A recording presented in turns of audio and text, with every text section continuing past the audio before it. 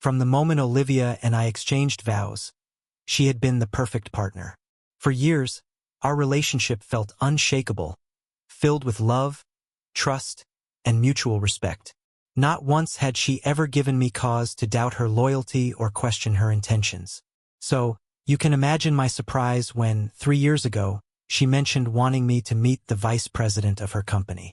It all began when Olivia started working at Global Connections, a prestigious international entertainment firm. She had quickly climbed the corporate ladder, earning the title of marketing manager.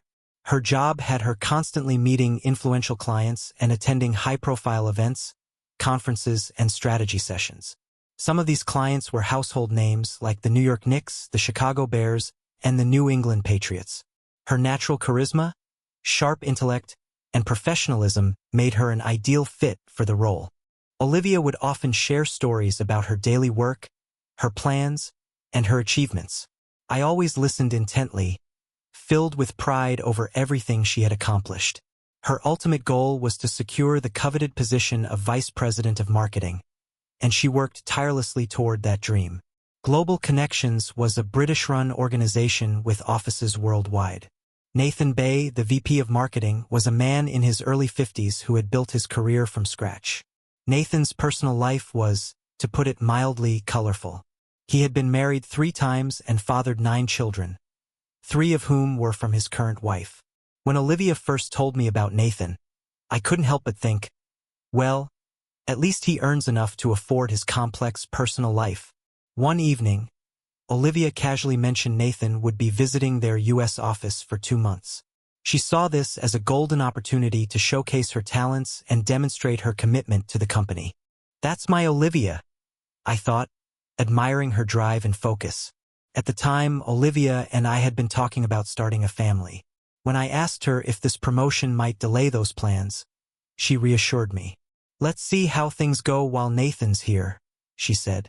Once this opportunity passes, we can decide whether to start now or wait another year. Her answer seemed reasonable. After all, we were still young, just in our 20s, with plenty of time to have the 2 children we had dreamed of. A boy and a girl. We had even picked out names and imagined their futures together. A week after Nathan's arrival, I decided to surprise Olivia at her office with a lunch invitation. But when I walked in, I found her standing too close to Nathan, laughing and behaving in a way that didn't sit right with me.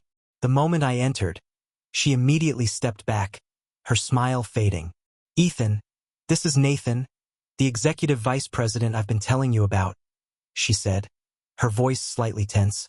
Nathan turned to me with a grin that could only be described as smug. Well, hello there, he said in a thick British accent. So, you're the little husband. Nice to meet you. Then, without giving me a chance to respond, he added, if you'll excuse me, I'm late for a meeting, and walked out. His dismissive tone and that insufferable grin set my blood boiling. Once Nathan was gone, I turned to Olivia, unable to hold back my frustration. What the hell was that? I demanded. Why were you standing so close to him, giggling like that? Olivia tried to brush it off. Oh, Ethan, it's nothing, she said. Nathan's just Nathan. He's harmless. He's old enough to be my father, and he's like that with everyone. He loves to flirt. It's just part of his personality. Don't read too much into it. But I wasn't convinced. It didn't look harmless to me, I shot back. And I certainly don't appreciate being called the little husband. She sighed, exasperated. Ethan, you're being ridiculous. Nathan is one of the most senior people in the company. He's married with kids. There's nothing to worry about. Over the next few days, the tension between us lingered. Olivia avoided mentioning Nathan, but I couldn't shake the unease I felt. Then, a week later, she brought him up again, this time over dinner. Darling, she began cautiously, do you mind if I have dinner with Nathan before he leaves for London? Her question hit me like a punch to the gut. You mean a business meeting? I asked, my voice tight. Not exactly, she admitted. It's more like a casual dinner, just once before he goes. My stomach churned, and my pulse quickened. You mean the same Nathan who flirted with you and insulted me in your office? I asked, Yes, but it's not what you think, she said quickly. He's been a decent boss, and this is just a goodbye dinner. It might even help my career. Ethan, you travel all the time for work. Surely one night out isn't a big deal. I stared at her, feeling both hurt and angry. Let me make this clear, Olivia, I said firmly. I will not, under any circumstances, agree to you having dinner with another man. The very fact that you even asked makes me question everything about our marriage. She panicked, her voice trembling. Ethan, no. You're misunderstanding. It's just one dinner. One night. Nothing will change between us. But I couldn't take it anymore.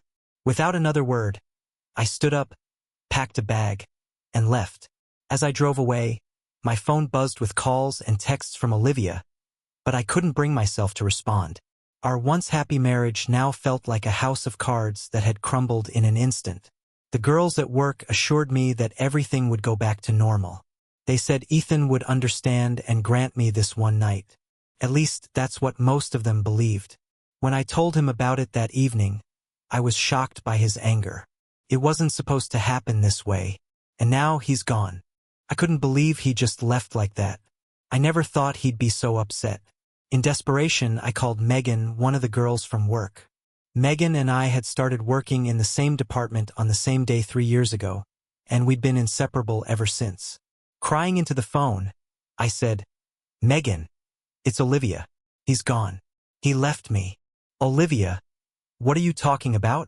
Megan asked, her voice filled with concern. "I told Ethan I wanted to have dinner with Nathan, and he just walked out on me." He stood up, packed his things, and stormed out of the house. He even mentioned divorce. "Now I'm afraid I've lost him." "Nonsense," Megan said. "He's just angry. You hurt his fragile male ego, but he'll come back. You haven't done anything yet, and he knows that. He may sulk and be mad for a few days, but he'll forgive you. We'll figure out another plan to get you and Nathan together. Trust me." "I don't want this," I cried. "I only need my husband." "Olivia, relax. Have a glass of wine, take it easy. I'll see you at work tomorrow." But even Megan's reassurances couldn't shake the sinking feeling in my chest. Ethan returned home 2 days later and moved into the second bedroom. Megan was right. Ethan was furious, more than anyone could have expected. Even though he still loved me, he made it clear he was ready to divorce me if I mentioned Nathan's name again. At the very least, marriage counseling seemed inevitable. For the next week, I did everything I could to earn Ethan's forgiveness. After a week of tension and no intimacy between us, Ethan finally decided to suppress his anger. We had a passionate night together, and Ethan forgave me. But he gave me a firm warning. "Next time, I won't come back." I narrowly avoided disaster and promised Ethan I would never make such a mistake again. At work, I shared the whole story with the girls, admitting I'd almost lost my husband because of my foolish idea. However, the girls were undeterred. They came up with a foolproof plan to bring Nathan and me together. It became a group project. The marketing team was determined to arrange a meeting between Nathan and me before he returned to London. One of the women, Sophie, came up with an idea that the team loved. "Ladies, in 2 weeks, we're having a year-end celebration dinner at the Hyatt Hotel," Sophie said. "I know they're planning a nice dinner for the whole team with live music and dancing. This year, they want spouses to attend." When I heard about it, I had a brainstorm. "What's the plan?" Megan asked, as I listened with a puzzled look on my face. "My husband Lucas is a sales rep for a pharmaceutical company that specializes in anesthesiology," Sophie explained. "His company developed a new formula called S2-Mid. For those who don't know, it's a drug given to patients to calm them before surgery. It knocks them out in seconds and causes short-term memory loss. Once it kicks in, they don't remember anything until they wake up. Right now, S2-Mid is mostly administered intravenously, but the new product comes in pill or liquid form." "How does that help us?" Megan asked, as I stared in disbelief. "Lucas keeps samples locked in his car since they're scheduled drugs," Sophie continued. "But sometimes he takes my Mustang for a drive. When he does, I can easily grab his keys, take a few pills or some liquid, and no one will ever know. Okay, Sophie, that's interesting, but what's your plan? Ladies, you're going to love this, Sophie said. At the party, when everyone's gathered, I'll pour myself a drink and pass it to Ethan. From past encounters, I know he can't resist a glass of Crown Royal. I'll hold 2 glasses and offer him one when I see he's ready. The drug takes effect in 5 to 20 minutes, depending on how much he drinks. He'll start feeling sleepy and dizzy and eventually pass out. We'll guide him to a chair, then take him to a hotel room to lie down. He'll be out for at least 4 hours, maybe until morning.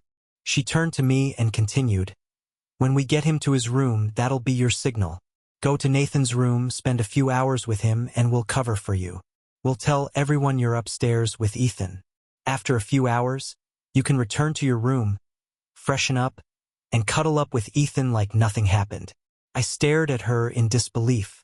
Girls, I can't do this to Ethan. You're asking me to drug my husband just to have a fling with Nathan. Do you realize how crazy this sounds? Ethan will kill me if he ever finds out. Come on, Olivia, Megan chimed in. It's safe and Ethan will never know. Nathan will owe you, and your promotion will be guaranteed. I shook my head. I don't know. This is crazy. Think about it, Sophie said. Ethan will wake up in your arms and won't remember a thing. You'll have a wonderful memory of your night with Nathan. And you'd better share all the details with us, sister. I need time to think, I replied. Things at home are better now, and Ethan isn't angry anymore. I'll tell him about the party and see how he reacts. That night, I told Ethan about the event. Ethan, in 2 weeks, we're having our annual dinner, and spouses are invited. You'll need to clean and press your tuxedo because it's a formal event. We haven't been out dancing in a while, and I think it'll be fun. As much as I hate these events, I'll go because I know it's important to you, he said. That evening, I showed my appreciation by being affectionate. We shared an intimate moment, and afterward, Ethan was clearly happy and satisfied. That night, he fell asleep content. But my own thoughts began to drift. The idea of a one-time fling with Nathan, something I had never truly considered before, began to take hold. By the time I fell asleep, I had made up my mind. I texted Sophie, I'm in. Can you get the medication? Her reply came almost immediately. Leave it to me. No problem. My throat tightened as my anger reached its peak. Olivia was completely captivated by Nathan, giving him all her attention as if I didn't exist. In that moment, I felt invisible. I stood off to the side near another man, watching Nathan bask in the attention of his audience. That's when Nathan noticed me. With a malicious grin, he decided to make me the butt of his jokes. Well, look who's here, the accountant, he said loudly. Welcome, little man. Olivia's face shifted when she saw me, realizing too late that it wasn't her husband who had his arm around her but Nathan. And then, as if on cue, Nathan continued his performance. You know, Ethan, I've got a few jokes you'll appreciate, he said, smirking. What do accountants use for birth control? Their personalities. Laughter erupted, and to my dismay, even Olivia laughed along with everyone else. It stung. More than I wanted to admit, but Nathan wasn't finished. He went on, rattling off more accountant jokes, each one worse than the last. Your wife has amazing W2 sneakers, he jeered. Oh, baby, let me withhold you. Technically, sex with an accountant is a charitable contribution. Olivia laughed even harder, and the women around her giggled as if this were the funniest thing they'd ever heard. With each joke, my humiliation deepened. Ethan's office acronym? RS? It means I'm really sexy, Nathan quipped, and the crowd roared. My anger simmered, but I clenched my fists and forced myself to stay calm. I had to let the plan unfold. But when Nathan threw out one more jab, if I help you fool Uncle Sam, can I be next? I hit my breaking point. That was it. I couldn't take it anymore. I turned and began walking away, my face burning with humiliation. Nathan called after me, his voice dripping with mockery. Come on, Ethan. Come back, little man. I was just joking. Rage consumed me. Sure, Nathan might have been a few centimeters taller, but at 185 centimeters and 90 kilograms, I wasn't a small guy. If I wanted to, I could have snapped that arrogant Englishman in half. Olivia knew it too. Yet, as I stormed away, I questioned everything. What was she thinking? Was she under his spell? Did she really expect me to just accept this blatant disrespect? As I fumed, I suddenly felt a hand wrap around my waist. To my surprise, it was Olivia. "Honey," she said, her voice soft. "He was just joking. Come with me." I turned to her, my anger boiling over. "Are you out of your mind?" I snapped. "You stood there while he humiliated me in front of everyone. Your husband, and now you want me to go back to him? What kind of loving wife does that? I've never been so humiliated in my life. For God's sake, I make more money as an accountant than any of those jerks, and you just went along with him like I was some clown. Just go, Olivia. Go back to that loudmouth. You two deserve each other." "Ethan, I'm so sorry," she pleaded. "Please don't be mad. Let's sit and talk at our table for a few minutes." Reluctantly, I followed her back to our table. I noticed Ellie nearby, keeping an eye on the situation. Olivia focused on calming me down, her attention solely on me, but my anger simmered just below the surface. After my second drink, I started to feel a bit more relaxed, though I kept my guard up. Then, out of the corner of my eye, I saw Nathan approaching. He had that same foolish grin plastered on his face. Reaching out to shake my hand, he said, "No hard feelings, buddy? Get lost, jerk." I snapped, loud enough for everyone at the table to hear. Olivia's face flushed with embarrassment. "Ethan, he's my boss. Please don't talk to him like that," she hissed. Ignoring her, Nathan turned to her with a smirk. "Olivia, it's fine. I hurt the little guy's feelings. Want to dance?" She gave me an angry look, then took his hand and let him lead her to the dance floor. I sat there, my humiliation complete, as they danced together. After 3 songs, my glass was empty, and that's when Megan and Sophie approached the table, both looking too eager. Sophie held 2 drinks in her hands, and I knew their plan was about to unfold. Ellie stayed close, watching carefully. "Ethan," Megan said sweetly, "Nathan just has that British sense of humor. Don't take it so personally. Olivia loves you, and she's just trying to impress her boss. Here, I brought your favorite drink, Crown Royal on the rocks." I eyed the drink warily. "I don't know," I said. "I've already had too much to drink. Maybe I should just leave Olivia here and go home." Both women panicked. No, Ethan. "Stay," they shouted in unison. I pretended to consider their pleas, then stood up as if I was leaving. Turning away, I discreetly swapped glasses with Ellie, who had prepared a safe drink for me. I sat back down and began sipping the watered-down Crown Royal she had given me, leaving the drugged glass with her as evidence. "Maybe you're both right," I said bitterly. "I'll just be the boring accountant, let her flirt with her boss, and sit here like a clueless fool." Sophie's expression was priceless. She clearly hadn't expected me to drink the whole thing so casually. After finishing the drink, I slumped in my chair, playing the role of the drunk husband. Nathan and Olivia continued to dance while I pretended to doze off. Eventually, I rested my head on the table and closed my eyes. As expected, Olivia and her friends came over, trying to rouse me. "Ethan, wake up," Olivia whispered, leaning close. "Honey, are you okay?" I cracked my eyes open, looking at the woman I loved. A woman betraying me while still insisting she cared. I closed my eyes again, letting their plan unfold. Megan and Sophie lifted me from my chair and helped carry me out of the ballroom. Meanwhile, Nathan and Olivia slipped out through the side door, unnoticed by the others, just as the scene we had planned distracted the crowd. The girls brought me to my hotel room, laying me on the bed. I heard their comments as they began undressing me. "Wow," Megan said. "Olivia never mentioned he was this well-built. I don't think Nathan compares to Ethan. If he leaves Olivia, I wouldn't mind a chance with him." "Shut up, Megan," Sophie snapped. "Let's just get out of here." Once they left and the door clicked shut, I sat up, laughing quietly at their remarks. I got dressed, checked my phone, and saw the text message. Room 1722 at 10:45. I smiled. The real plan was in motion. Nathan looked like a frightened child as he cowered against the wall. Turning to Olivia, I spoke coldly. I'll probably end up in jail for this, but right now, I don't care. I'm sure you'll testify in defense of your lover because he's all you've got now. Yes, Olivia, I knew about your plan. Drugging me, lying to me, betraying me, and also you could sleep with this guy. Seeing her face crumble under the weight of her guilt, I pressed on. And you didn't just plan it, you went through with it while I was unconscious in our hotel room downstairs. You didn't care about the risks of the drugs, not the side effects, not anything.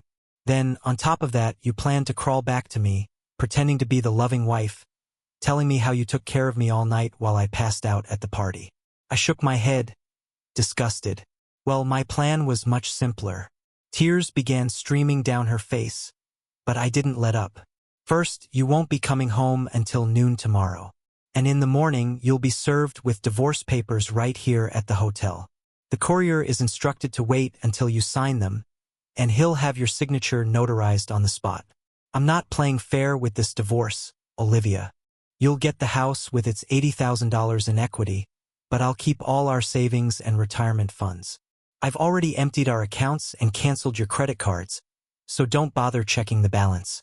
Her sobbing grew louder, but I continued, unmoved. The terms of the divorce state that you agree to no support from me. We'll part ways, and God willing, I'll never have to see your unfaithful face again. Your car is paid off so you can keep it, but all the bills, the insurance, the mortgage, the utilities, they're now your responsibility. Good luck with that. Olivia tried to interrupt, but I held up a hand. As for this guy, I said, gesturing toward Nathan, I'll be sending these videos of you two to his wife. I'm sure that'll make for divorce number 4. You're catching up to him in no time, Olivia. Sleep with a few more guys and you'll be right there. I leaned closer and lowered my voice. One last thing. If you sign the papers tomorrow morning, we can part ways quietly, and no one else will have to know about your shameful actions. But if you don't sign, I'll send the videos to your mom and dad. I'll explain to them why I'm leaving you. I'll also ensure both of you lose your jobs and destroy your reputations in this industry. We both know how much your career means to you, Olivia. So, just sign the papers by 9 a.m. tomorrow, or the life you know is over. Her sobs turned into desperate pleading. Baby, please don't do this, she cried. You know I just wanted to be with him once. I don't love him. I never wanted him. It was supposed to be fun just one time to help with my promotion. He's leaving for London next week, and I'd never see him again. Why can't you understand? I couldn't bear another second of her excuses. Guys, I said to Ryan and Liam, you can leave. You were never here. I'll take full responsibility if anything happens. Once they left, I looked at Olivia one last time. My voice softened, but my words were final. Olivia, I loved you, but what you've done is unforgivable. You knew how I felt the first time you brought this up, but you went behind my back anyway. You involved others in your scheme, humiliated me, drugged me, and essentially kidnapped me so you could be with him. You almost got away with it. Her voice cracked as she begged. Please, Ethan, don't divorce me. You know I love you. This was nothing, it meant nothing to me. He's nothing compared to you. I see that now. Please, sweetheart, don't do this. I stared at her, disgusted. Olivia, this would be funny if it weren't so pathetic. You're lying naked in Nathan's bed, with his mess still on you, and you're sitting there telling me you love me? That we shouldn't get divorced? This video will make for an interesting watch later, Olivia. You're nothing but a corporate fling now. I'll never touch you again. You're spoiled goods. After tonight, I don't plan to ever see you again. Silence filled the room. Olivia's sobs grew quieter, but I wasn't done. Olivia, when you conspired to drug me and cheat on me, you destroyed everything we worked for. Do you remember the children we were planning, Hannah and Dylan? Well, because of you, they'll never be born. Our life together is over, Olivia. So tell me, was this fling worth it? You threw away our future for this loser. Her sobbing intensified, and she collapsed onto the bed, defeated. Great job, Olivia, I said bitterly. You can have him now because this is the last time we'll ever be together. I walked out of the room as Olivia's cries echoed behind me. Everything she had schemed and plotted had gone up in flames. Her selfish act had left her without the man she claimed to love. Sobbing into her pillow, she screamed, not addressing anyone in particular. Nathan, now conscious on the floor, muttered weakly. Olivia turned on him, shouting, "But Ethan, the girls said you would forgive me. It was just sex, just once. Can't you understand? Please forgive me." But I was already gone. The fallout was swift and brutal. Megan, Sophie, Nathan, and Olivia were arrested and charged with conspiracy, kidnapping, drug possession, and assault. Megan received 2 years in prison for conspiracy. Sophie got 10 years for conspiracy, possession, and assault. Nathan received 2 years for conspiracy. The kidnapping charges were dropped, but their reputations were ruined.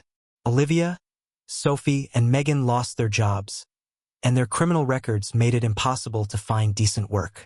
Sophie's husband, Lucas, lost his career due to the scandal and divorced her while she was in prison. Megan's husband also filed for divorce, and her children refused to visit her. Nathan pressed charges against me for assault, but the jury, after hearing the full case, found me not guilty. Nathan's wife divorced him, and he lost his job due to the charges and allegations of workplace harassment. By the time Olivia tried to sue him for harassment, Nathan was broke and penniless, living on probation.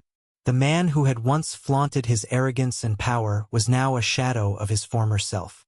As for me, I moved on. True to my word, I never saw Olivia again. 5 years later, I remarried Gloria, a woman who was not only more beautiful than Olivia but also loyal and intelligent. Despite her promises of fidelity, I insisted on a prenuptial agreement. Once burned, twice shy. At 31, I was happily married and expecting my second child. Meanwhile, Olivia never recovered. Alone and depressed, she spent her nights scrolling through my social media, crying over the life we could have had. Seeing pictures of my son, Dylan, and newborn daughter, Hannah, was a painful reminder of the family she had thrown away. She never remarried and spent her days consumed by regret. In the end, she didn't regret what she had done, only that she'd been caught.